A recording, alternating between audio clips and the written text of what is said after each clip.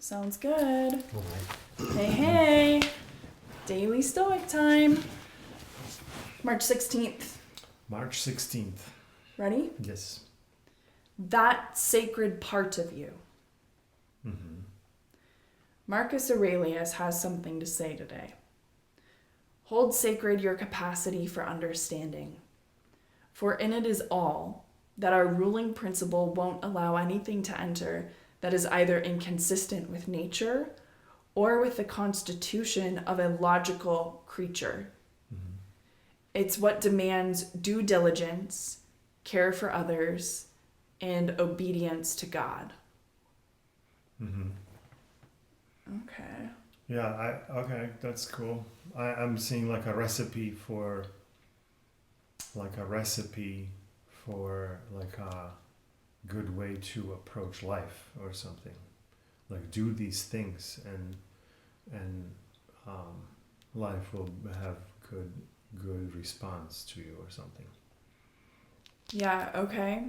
I can see that when it Mm-hmm. says like it demands due diligence. Mm-hmm. So it demands that you like really get to the bottom of things, Yeah. your beliefs, Yeah. Mm-hmm. what you perceive to be reality. Mm-hmm. Get down to the Mm-hmm. bottom of this. Mm-hmm.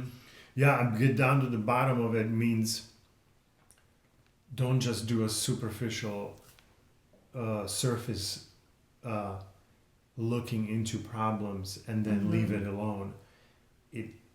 It takes due diligence, and due diligence is like much harder. Yeah. It's much deeper digging and staying with it a lot longer to really, really understand not only the point of view that you are interested in, but also dig in long enough that you see other people's point of view that are maybe contradictory to the one that you are interested in. Right. Well, you'll need to do that if you're having conflict with another person. Let's say, if you just are always at conflict with your spouse or something like that, or your kid.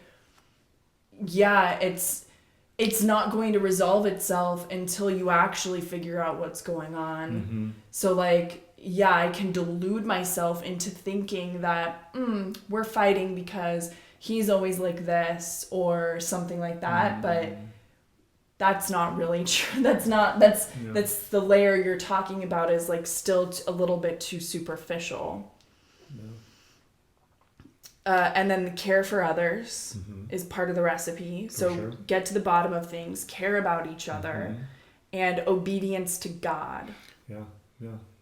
Obedience to God is interesting because I get what he's saying. The word obedience means like you're some sort of a slave to some god or something, but obedience is like have other, like a higher power in your presence, and have respect for it or something. Like you are not the highest power, right? So whatever that is, if it's God or if it's however you imagining God, like nature could be it, right? Yeah. Like nature is above me in a hierarchy, Yeah. right? So that thing, whatever is above me in the hierarchy, is that thing that he says have relationship with that and have respect for it.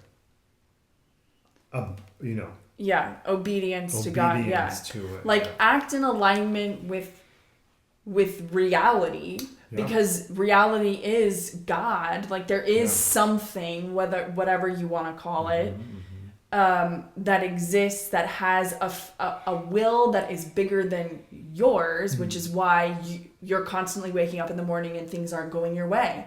You have evidence of that all the time, because if you were almighty, everything would go your way all the time, but it doesn't. Right. So you're not the God. In that way.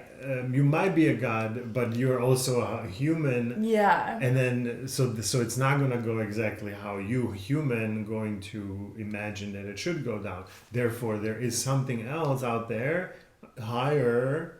Well, I'm not saying hierarchy. I don't want to put it in a kind of a pyramid thing, but there's something encompassing where this is all happening, and that thing is calling shots more than what I think I should be calling shots for. Right. And so having respect to that thing, and having that, like, not just respect, like, oh, you almighty, no, but like, oh, we are connected. There is this thing, and I'm part of it.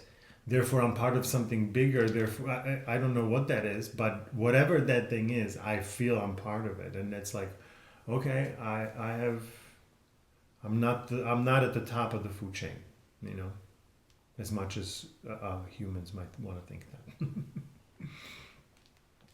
I like it. You have anything else before we listen to Ryan? No, I like it. That's good. Here's Ryan's commentary. The fact that you can think, the fact that you can read this book, the fact that you are able to reason in and out of situations, all of this is what gives you the ability to improve your circumstances and become better. It's important to appreciate this ability because it's a genuine ability. Not everyone is so lucky. Seriously, what you take for granted, others wouldn't even think to dream of. Take a little time today to remember that you're blessed with the capacity to use logic and reason to navigate situations and circumstances. This gives you unthinkable power to alter your circumstances and the circumstances of others. And remember that with power comes responsibility.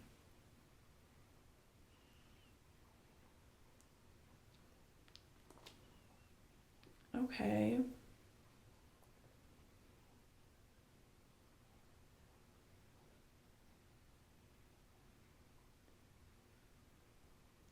I see what he's saying, that it's a blessing to be able to use logic and reason. I don't know if I agree that not everybody can do it. I think everybody can do it. I'm just not certain. Maybe I would give you that not everybody is interested. Not everybody believes they can do it.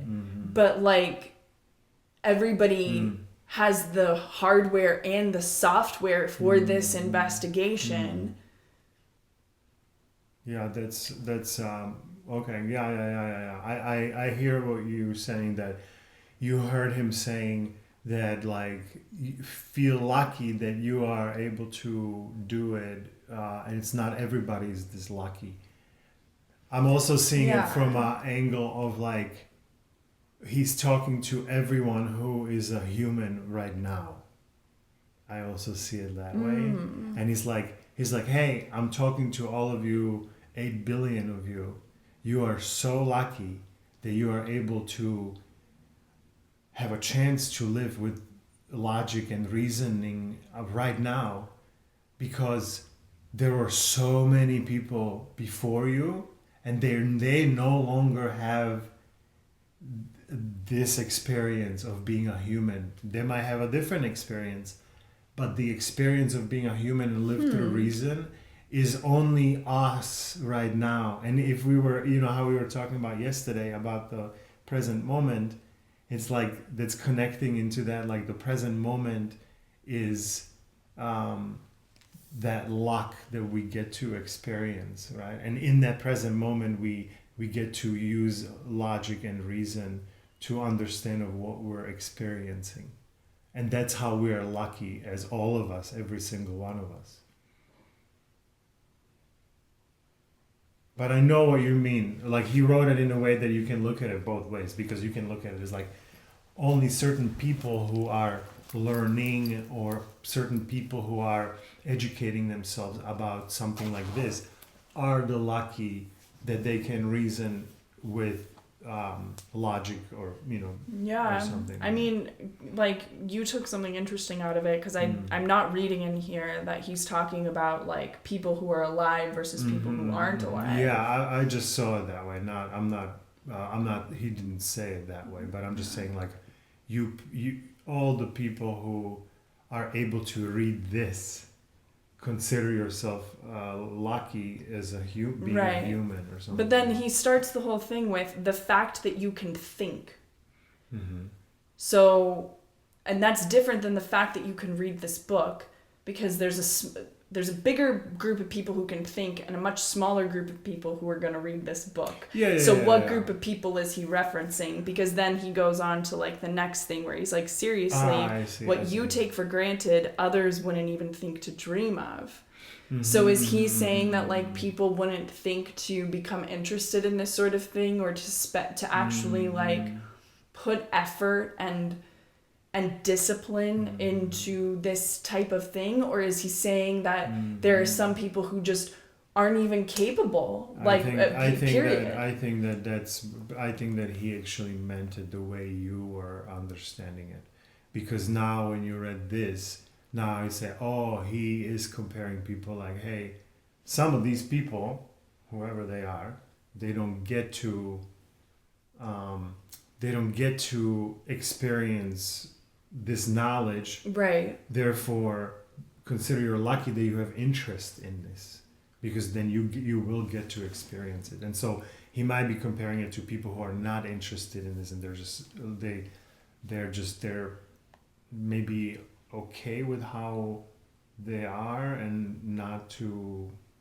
they don't want to like learn new things necessarily. They're not interested in learning, and it's that's funny how that, like, I wrote it this morning during meditation, that the school taught us one thing really well, that we need to stop learning after we're done with school. Yeah. Right? Like, that's where you learn in school. Like, the things you're learning is here, and the second you stop, you're out in the workplace, your learning has stopped. This is a complete misunderstanding, because no one teaches you this in school, any school. Yeah. You can take maybe philosophy classes, and I doubt that you would actually go through this. Right? So it's like, so this is on us to go and dig deeper into these things and be interested in continue to learn, not from like academics, but from books and understanding life, and just from experiences of our own and experiences of others. Yeah. I mean, I do consider myself lucky to like have somehow figured out how to enjoy, or maybe I just naturally enjoy kind of the gritty grind of self-improvement work. Like, I enjoy reading, I enjoy journaling, I enjoy thinking about philosophy and this kind of stuff. And so I'm able to organize my life around these activities, and it gives me a lot of joy. But what if I didn't get that joy from it? And I still had problems in my life. Like, I still had interpersonal problems. I still had problems like getting what I wanted. Why do you think you have this joy? Maybe because I see how it pays off. Like, I see how my life is trending better over time. And without these things, it was not trending better. So the joy, maybe now you're calling it joy, but maybe at some point you used it as a tool to understand yourself better. And then that tool became a joy to keep learning about yourself. You got some results, right? You're like, hey, I'm learning something about myself. Wow, I learned something about myself. Now I can use it, and it worked. That reinforced that idea that you want to continue to learn more about yourself. It started from desperation, I think. Yeah, maybe, sure. So I'm just trying to say, like a lot of people might say, well, I'm not interested in it. Well, yeah, I get it. You're not interested in it maybe in the way like, hey, go read these philosophy books. They're great for you, right? Like, what? I don't care. No, how is this going to help me? This actually helps you. Oh, wait, learning these things and looking at them and thinking about them helps you to be a better human with yourself and with other people. So there are huge benefits of learning philosophy, which somebody might think of it like, oh, no, it's like a hobby thing. It's like a professor or a hobby, right? Like, this is not good for masses of people to understand philosophy.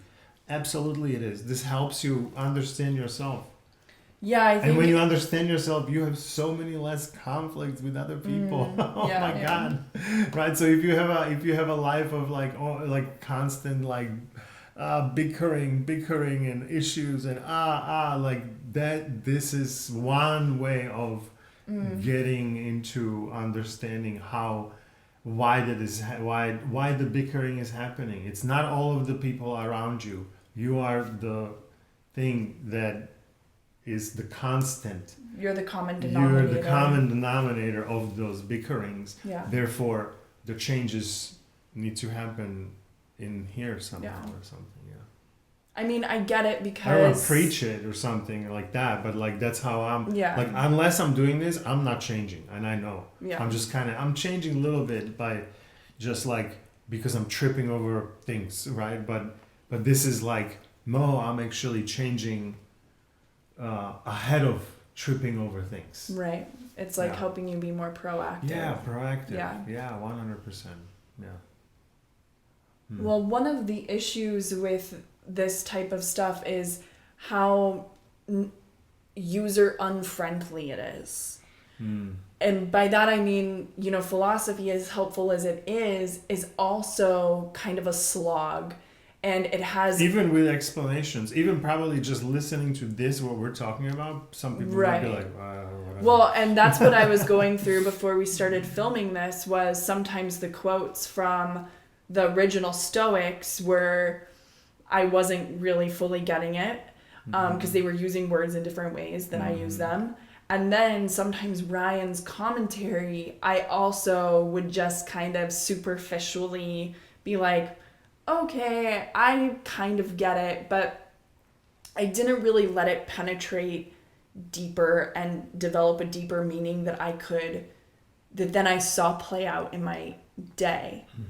And that's why I like that you're kind of like my philosophy buddy and have been for the last 10 years or so, because it gives us the opportunity to take in information and then have the conversation around, well, what does this actually mean for me, who's waking up in the morning and going to work and trying to find purpose in the 21st century and is trying to deal with the reality that all of our jobs are going to be disappearing in the next 20 years.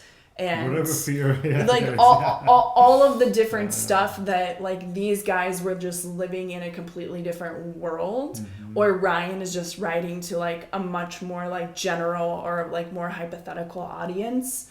It's like, well, that bridge between thanks so much for the self-help knowledge to here's how I've applied it and have seen measurable and subjective improvements in my life.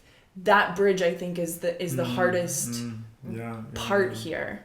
Yeah. For me, at least, and for a lot of people. Applying it is the hardest thing. Understanding it is one thing. Like, oh, I get it. Okay, cool. Let's go do other things. And now nothing happens with this understanding. But I also like see it as like there's 366 of these, right? And so every day it's like a little nugget. Then you're like, oh, there's this little nugget.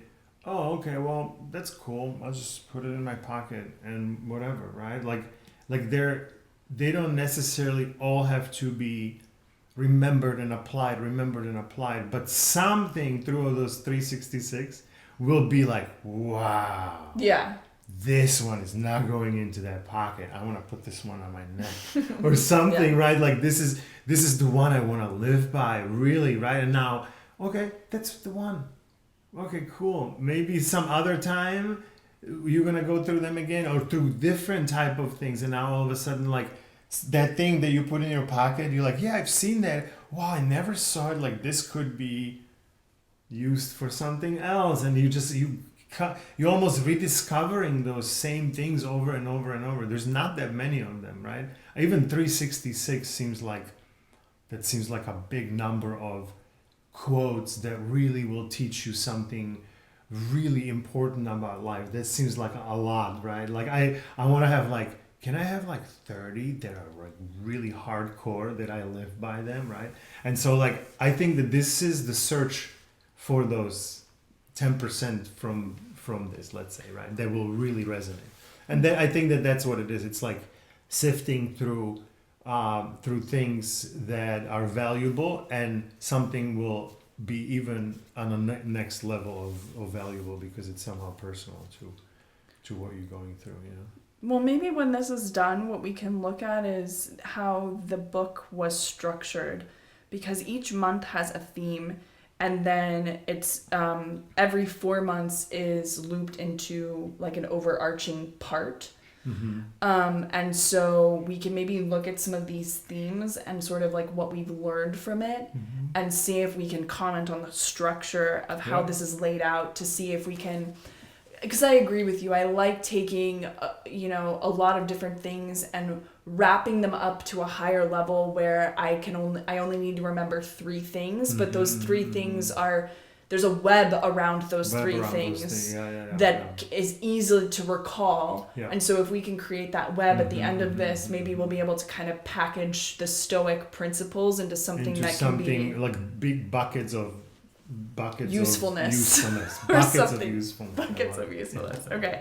Bucketsofusefulness.com. Let's see if we can go buy that domain. Awesome. Well, if not, then whoever is watching this will purchase it. We'll see you here tomorrow. Bye.